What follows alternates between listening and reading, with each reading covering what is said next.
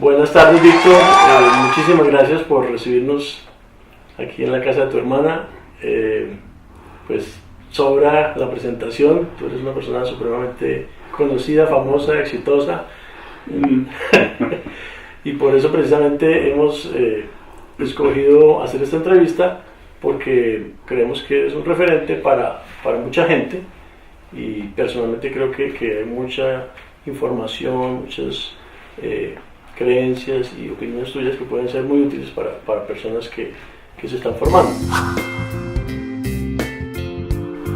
Ese tema digamos, como de encontrar su vocación es muy importante, porque yo hablando con mucha gente, la mayoría de la gente realmente como que no encuentra su vocación, o sea, sí. y hablando con otras personas, alguien me decía, en Colombia tenemos un problema, y es que tratamos de que los jóvenes y desde niños como que los meten en muchas cosas, ¿no?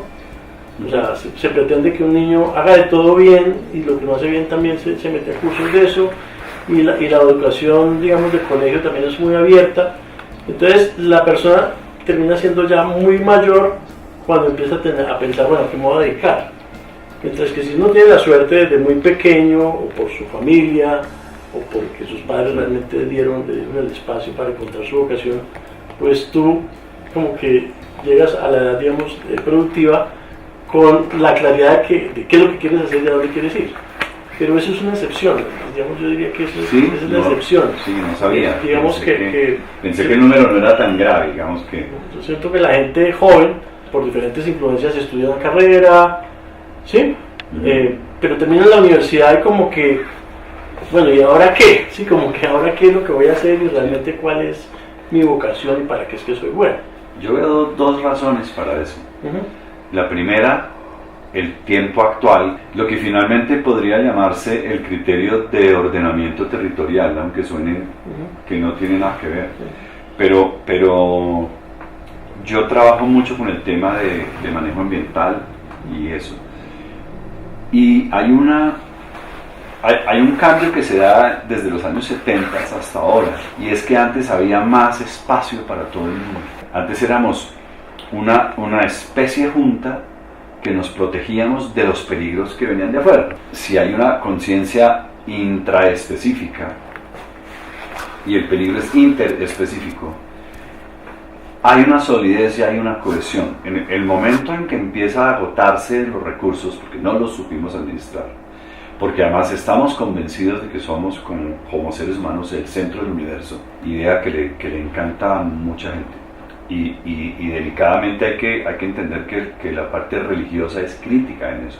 Las religiones le han enseñado, muchas de ellas, le han enseñado al ser humano que es el centro del universo, que es el dueño del planeta y que tiene todo el derecho a usufructuarlo y a reventarlo. Explotar los animales. Claro. Y entonces hay un momento en que ya no cabemos, y hay un momento en los 80s en que Konrad Lorenz expresa en un libro muy bien, en el prólogo de uno de sus libros, y dice que primero dice que cuando los seres humanos se den cuenta de lo que están haciendo con el medio ambiente ya va a ser tarde, y hoy en día lo estamos viendo. Ese libro está escrito en el año 71, y después dice que se va a empezar a minar la confianza, y es lo que pasó en los 80s, que uno se monta en un tren en Europa y uno no sabe. En Estados Unidos no era tan grave, pero en Europa era especialmente delicado eso, álgido, porque uno no sabe si el tipo que va al lado en el tren tiene una bomba, ¿no? Y empieza un terrorismo y empieza una cosa en la cual lo que se muestra es que realmente hay una muy poca tolerancia. No hay más que examinar el momento político que vive Colombia ahora, en que no hay empatía.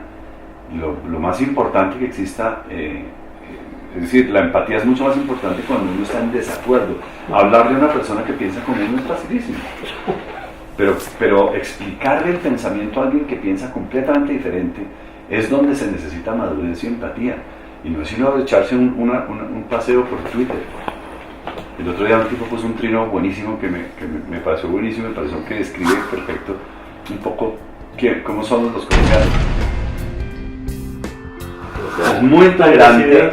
Entonces, si alguien defiende el medio ambiente, es mamerto petrista. Si alguien defiende la propiedad privada, es uribestia. Entonces, nos tratamos con una falta de respeto diaria. Y es por eso, es porque a la gente se le va cortando la mecha en la medida en que no ve un camino para el éxito.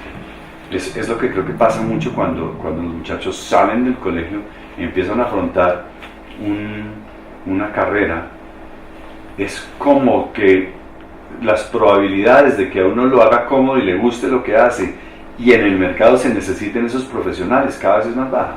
Entonces hay gente que le toca estudiar una cosa simplemente porque hay donde recibirlos, ¿no? A una horda de chicos que se están haciendo profesionales y salen y no se sabe.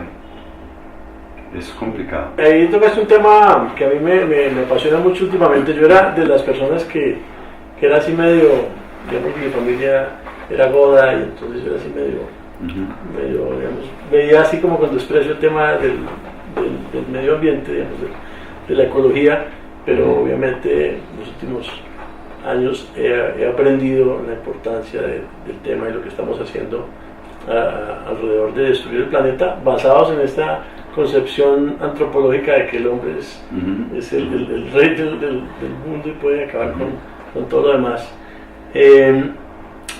Y yo creo que desde las palabras está el problema, porque si tú miras inclusive la terminología que utilizan los ecologistas es salvemos el planeta. Y realmente al planeta no le va a pasar nada, el planeta se despeluca y acomoda su temperatura, acomoda ¿sí? Los que van a desaparecer son los humanos.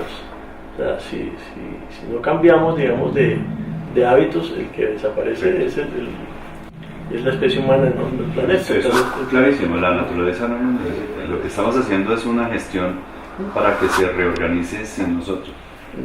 Por ejemplo, no sé, hace poco leí un libro que se llama de animales a dioses, no sé si sí. ¿Lo has leído? Sí.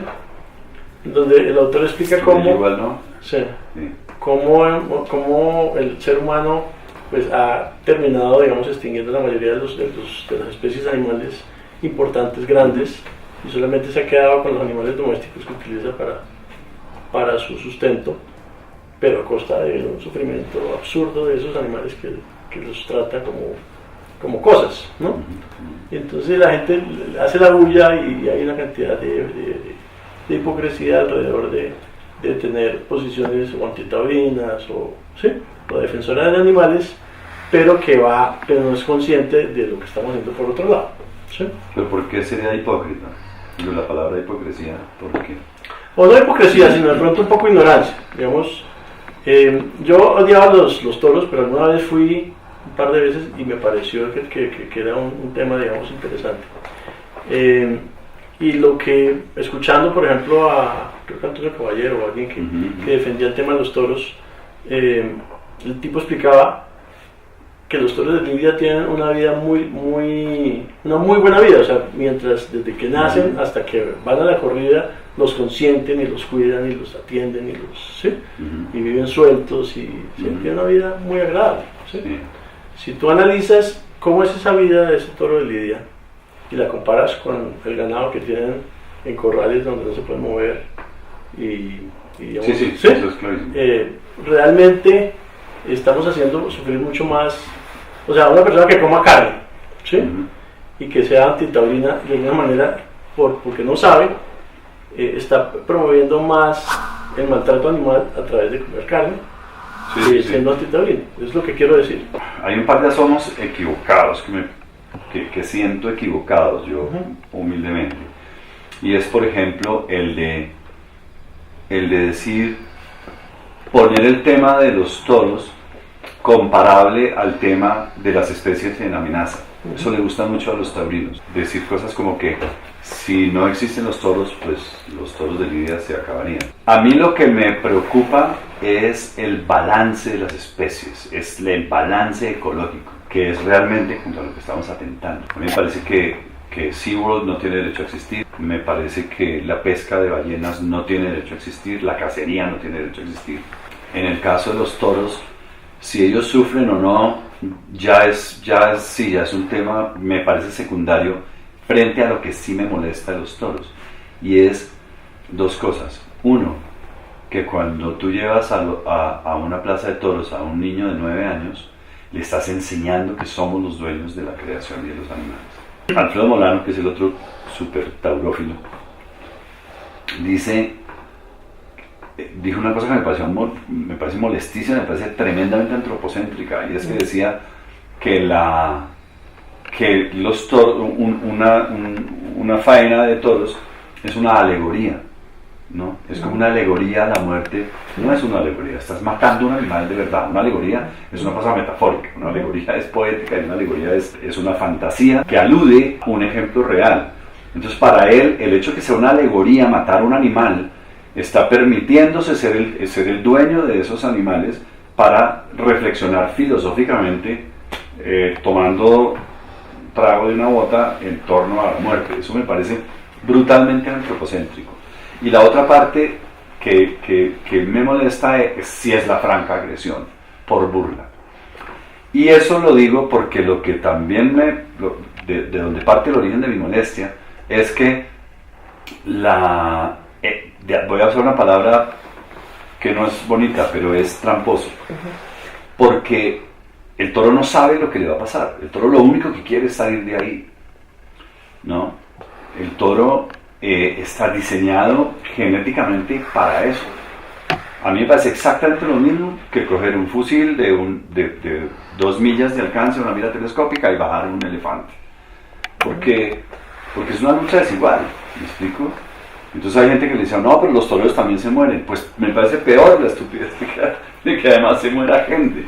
Nosotros, conociendo el comportamiento predecible de un toro, tanto es así que cuando el toro embiste por las reglas del libro, se indulta. Entonces me parece que sí estamos abusando de nuestra autoridad de tener una inteligencia más predictiva que la de un toro, en el que nosotros sabemos.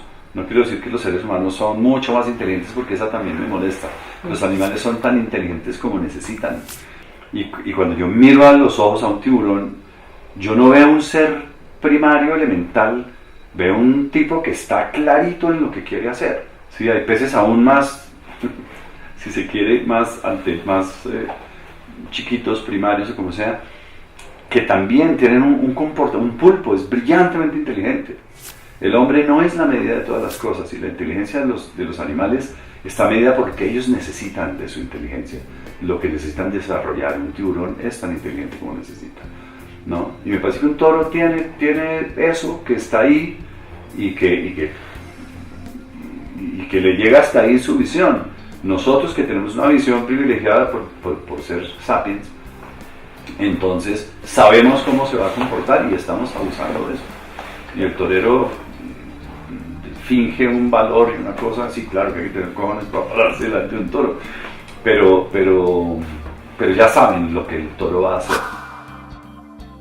El argumento de transmitir ese mensaje de somos los amos del universo y podemos hacer acá con todo, me parece mucho más válido que el argumento del sufrimiento. Sí, a mí, por ejemplo, el tema del animalismo mal entendido me parece que es peligrosísimo. Porque también hay mucho lo de adoptemos un perrito a mí me preocupa mucho.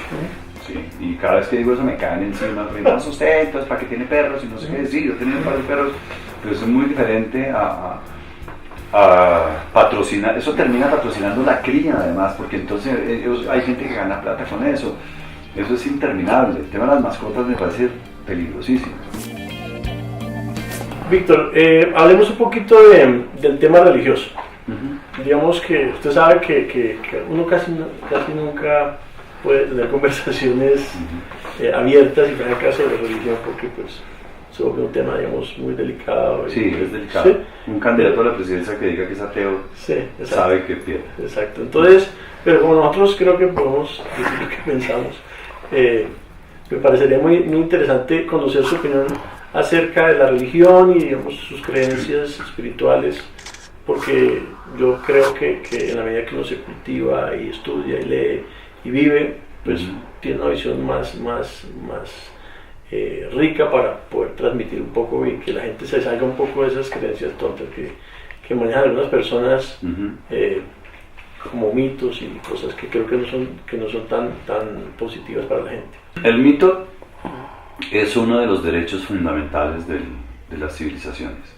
Ha hecho los mayores avances por parte de ciertos grupos humanos y ha hecho los mayores desastres cuando entra en choque con una comunicación ya mucho más amplia a nivel mundial, en el que entra en conflicto Oriente-Occidente y ese tipo de choques de pensamiento. Si uno se pone a mirar cómo nos hemos comportado los hombres al respecto de la estructura ecológica principal, que es, uno no puede decirle al agua para dónde tiene que irse, que es lo que quiere hacer Peñalosa, por ejemplo. Uno tiene que saber el agua para dónde va. Antes que llegáramos aquí, esta sociedad se movía absolutamente en torno al agua. Los vallados están considerados un patrimonio cultural. Y entonces, en el momento en que nosotros tenemos que asentarnos, hay gente como los Kogi, como muchos grupos étnicos y en la selva, en toda la Amazonía, etc., en que los accidentes geográficos, las cascadas, las lagunas, las nubes, las gotas de agua son deidades. Cuando son deidades, va a haber un respeto mucho mayor. Entonces, por eso es que el mito es muy importante en cierto tipo de civilizaciones. A mí me pasa que cuando ya empieza a progresar, cuando ya empieza a evolucionar la religión, y empieza a hacer alarde esa mente que hablábamos de, es el comienzo de un proyecto que tengo yo que se llama Sapiens, justamente. Y es un plan de revisión de por qué somos así, porque es muy casual lo que dijiste antes, acerca de que si no cambiamos nuestra forma de vida, no nos vamos a desaparecer muy rápido. Si uno se da cuenta cómo funciona, es que esta es una carreta muy larga, pero cómo funciona la evolución en el tiempo, nosotros existimos hace, no importa, para no dar cifras, millones de años. En los últimos 45 años hemos acabado con la mitad de las especies que poblaban la Tierra.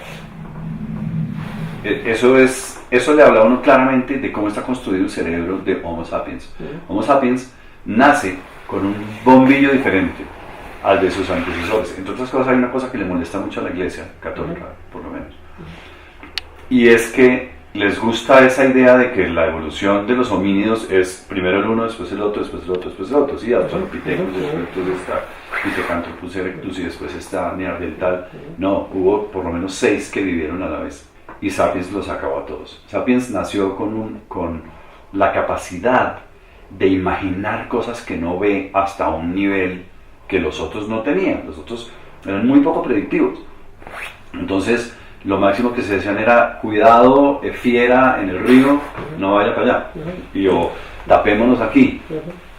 Sapiens aparece y yo soy capaz de decirte a ti, voy a hacer una casa de 450 metros cuadrados y en el garaje va a estar debajo y después va a estar una terraza volada, no sé qué, y va a ser a 3 aguas, y ya te la estás imaginando. Y de aquí, de imaginarla, salimos y la realizamos en media hora. Y no le damos a la naturaleza tiempo de resiliencia. Ese es el problema de Homo sapiens, que era tan inteligente que no cabía en el mundo que le dieron para vivir. Entonces es como darle a un niño de 15 años una botella de whisky y un Ferrari. Es un desastre, porque excedimos eso. Y parte de lo que éramos capaces de imaginar era cosas que no existen, como Dios. Entonces ahí es donde empieza el problema. Y es cuando el otro día había un debate justamente que el debate no era Dios existe o no, el debate era la ciencia refuta a Dios. Y entonces eran 4, todos eran astrofísicos, genios, Pero dos eran católicos y los otros dos eran ateos. Y en la apertura de uno de los dos, del ateo, decía eso: si usted va usted es un homínido que vive por allá, Palopiteo, se llama Lucy, y va caminando y oye que escucha un sonido. Dice, o es el viento, escucha que se mueve la hierba, dice, ¿es el viento o es una fiera que me va a comer? Si usted cree que es una fiera que se lo va a comer y resulta que es el viento, felicitaciones porque cometió un error del tipo 1, que es un falso positivo, no le pasó nada. Pero si usted creyó que era el viento y era una fiera, felicitaciones porque salió del pool genético antes de reproducirse, que es exactamente la ley de la selección natural de Darwin. Entonces empieza a reflexionar un poco en torno a de quién nosotros evolucionamos. Y dice, el problema de los católicos es, ¿cuál es la diferencia entre el viento y una fiera? El viento es una cosa que está ahí y va por ahí, no es un accidente. Y una fiera es un león, o cualquier otra cosa, un predador, es una entidad con voluntad que existe y que tenga voluntad. El problema de los católicos es que le otorgan personalidad y voluntad a cosas como el viento, y al sol, y a la luna, y a las mareas. Y hay 1000 religiones. Entonces les dice, de alguna manera ustedes también son ateos, porque al ser católicos se están negando a todo el resto de los dioses. Yo solo les estoy pidiendo que se muevan un dios para acá, y se vuelvan ateos como yo. Y la apertura del tipo es buenísima.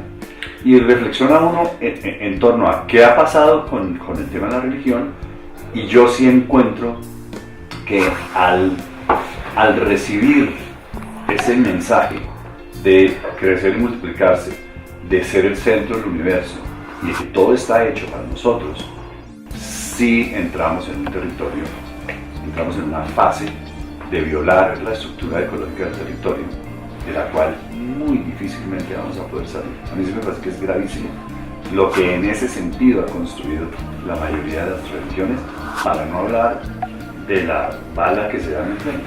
Pero en parte, digamos, yo estuve hace poco en un curso de budismo, no sé si en la plataforma Coursera las plantas. Claro, el budismo tiene un tema completamente diferente. El budismo es destino es carácter, y uno es culpable de su propio. Entonces, ahí explicaban, de la Universidad de Stanford, o de Princeton, cómo nuestro cerebro sigue, digamos, privilegiando la selección natural, y estaba un poco el ejemplo de la fiera y tal, cómo reaccionamos todavía muy cuidando que no venga la fiera a comernos, pero es que resulta que ya no hay ni tigres ni leones que nos coman, y de pronto parte de esa agresividad de la que estábamos hablando hace un rato está asociada a que los seres humanos todavía somos muy primarios en nuestro cerebro, claro, y reaccionamos o sobre reaccionamos sobre cosas que ya no hay que sobre reaccionar, como dice el Twitter de Dulces Sueños, ¿no? El ejemplo perfecto es el de las asociaciones al rifle de los gringos, que dicen los padres de la patria defendían la defensa, valga la redundancia, de la propiedad privada. La defensa propia, sí. Entonces, lo que pasa es que los padres de tu patria, hay que decirle a Trump, vivían uno en una casa acá, otro en una casita acá, y el mosquete ese que disparaban, no cómo se llama, tenía el alcance justo hasta la mitad. ¿Sí? Hoy en día, o sea, los padres de tu patria no conocían una AK-47. Hoy en día hemos excedido, pero es exactamente eso. ¿No? Sigue existiendo una pulsión mental de que seguimos siendo lo que ya no somos, entonces nuestra propia fuerza excede lo que... Pues el ejemplo, por ejemplo, de la ira. Vemos, la ira en su momento tenía una utilidad muy grande, claro, porque era muy importante preservar dentro de una comunidad pequeña, preservar su nombre y defender su nombre. Y digamos, si tú te ves atacado, tenías que atacar, ¿sí? Pero hoy en día, en medio de una autopista, bueno, porque además ponía el ejemplo que si tú quedas mal dentro de una comunidad de 100 personas o de 200 personas que todas se conocen, pues tú ya quedaste marcado, ¿sí? Entonces, tú estás metido en una comunidad que te conoce. Hoy en día la gente reacciona igual cuando va en una autopista con, no sé, 1000 carros y alguien le pasa el carro por delante, y entonces reacciona como si estuviera su vida en juego, y resulta que ahí no hay nada de juego, y digamos, estamos reaccionando con ese cerebro, digamos, primitivo en situaciones que realmente ya no lo requieren ni tienen ningún valor. No sé si es claro el... Clarísimo. ¿Sí? Sí, sí. Son gestos vestigiales. Hay un libro de Desmond Morris donde habla de eso. Nosotros, por ejemplo, si llegamos a un restaurante, preferimos sentarnos contra la pared. Uno busca protegerse. Sí, ya no hay predadores, nadie se lo va a comer a uno mientras uno come. Pero el momento más vulnerable del miquito es cuando está comiendo. Entonces siempre se cubría en la espalda. Y a uno le queda eso, uno chupa dedo. Del dedo no va a salir leche. Pero es un gesto vestigial de cuando uno se alimentaba de su madre. Y eso es individualmente, pero evolutivamente hay una cantidad de gestos de eso. Y de poseer cosas. Hay distintos tipos de actitudes frente a la posesión. Entonces, si estamos los dos y tenemos 3 plátanos, probablemente la actitud más... hay un tipo de actitud que es, coges tú uno, cojo yo otro y guardamos el otro. El otro dice, no, lo justo es que sean 2 para mí y 1 para ti. Y esto que hacen los partidos políticos. Bueno, pero no me quedó claro, Víctor, el tema de la religión, digamos... ¿Mi posición frente a la religión? Sí. Yo soy claramente ateo y tengo la claridad de estar en este lugar propiciando la prosperidad de mis hijos.